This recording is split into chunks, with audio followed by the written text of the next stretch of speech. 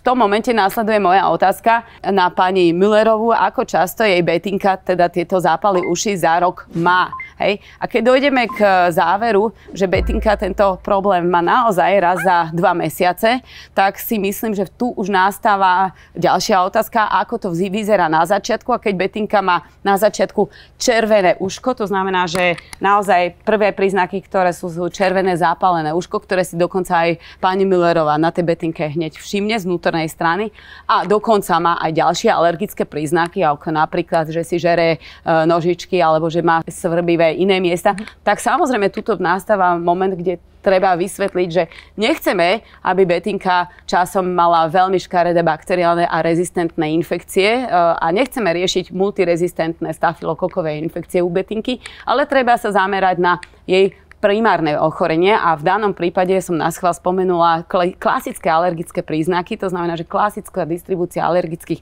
príznakov sú práve alergická otitída, ale aj zapálené packy sviedivé, pazušky, krk a tak ďalej. Mohli by sme si toho vymenovať viacej. No a tu nastáva ten moment, kde treba sa pobaviť.